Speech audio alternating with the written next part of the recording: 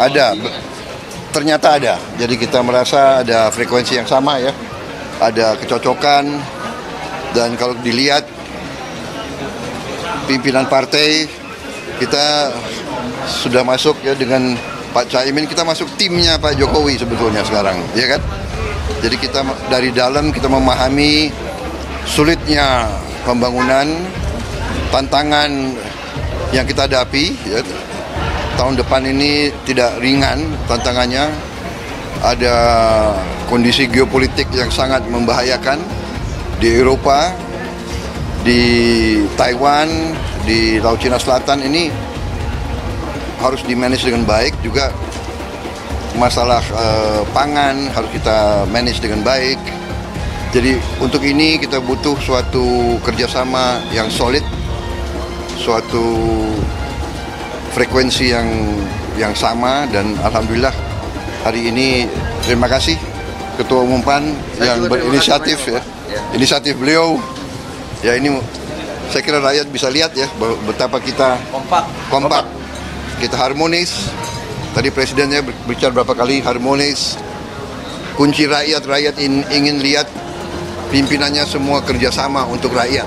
Intinya itu. Atas usulan beberapa simpul relawan se-Indonesia yang berjumlah 179 menginginkan bahwa Mas Anies diperkenalkan di semua masyarakat. Maka kami membuat program namanya Poskora, di mana satu desa satu posko.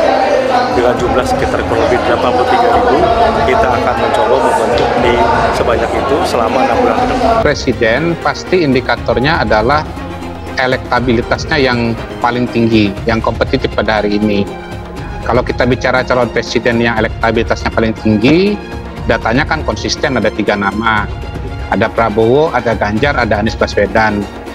Anies sudah koalisi perubahan, ya. Ganjar milik PDI Perjuangan, begitu.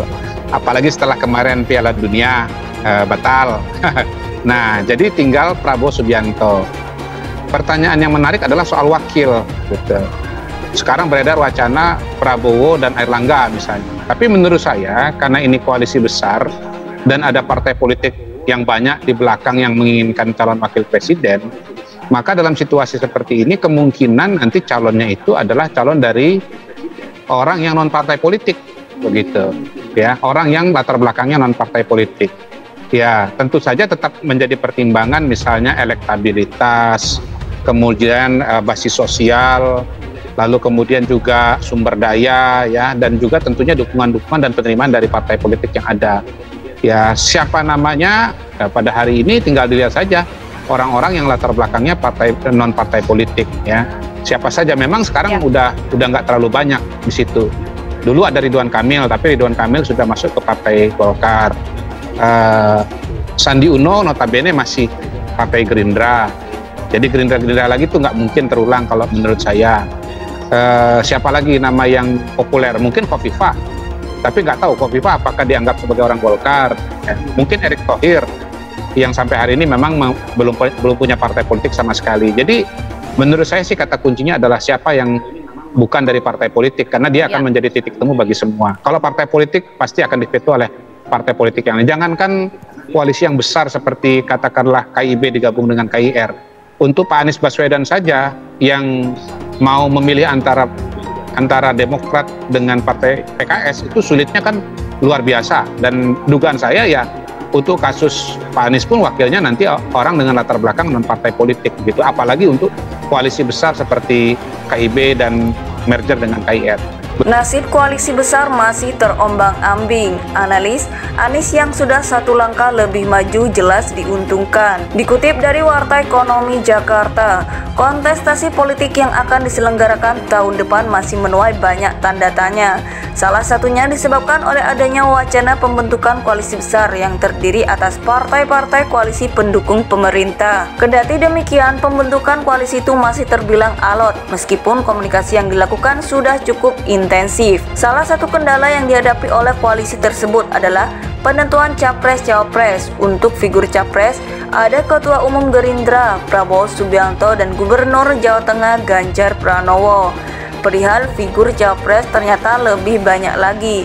Ada Ketua Golkar Airlangga Hartarto, Menteri Pariwisata dan Ekonomi Kreatif Sandiaga Uno, dan Ketua PKB Muhaimin Iskandar alias Caimin. Kemudian sudah ada komitmen koalisi yang sudah terbentuk sebelumnya, baik dari koalisi PKB Gerindra KKIR maupun koalisi Indonesia Bersatu KIB P3 Golkar dan PAN. Ujar Adi Suryadi Cula, analis politik Universitas Hasanuddin Unhas belum lama ini. Hal itu membuat koalisi besar sulit terbentuk, butuh bargaining atau nilai tawar besar untuk memutuskannya, termasuk putusan masing-masing internal partai, sehingga ada ketidakpastian dalam pembentukan super koalisi ini. Situasi ini justru akan menguntungkan capres usungan Koalisi Perubahan untuk Persatuan, yakni Anies Baswedan.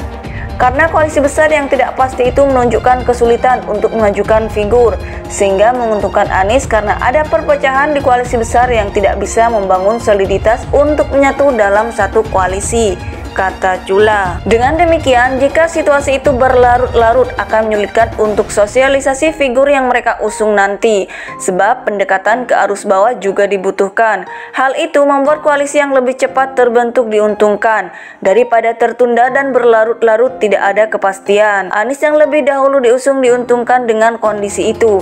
Anies satu langkah sudah berhasil menyelesaikan, daripada kondisi koalisi yang sedang terombang-ambing. Meskipun hitungannya besar, super koalisi belum ada kesepakatan bersama, sehingga koalisi itu mengambang. Terutama Golkar yang berdasarkan hasil Munas dan Rakernas telah memutuskan Airlangga Hartarto sebagai capres. Jika ingin bergabung dalam berkoalisi, butuh tawar-menawar alot, kecuali para elit figur capres-cawapres mau mengalah.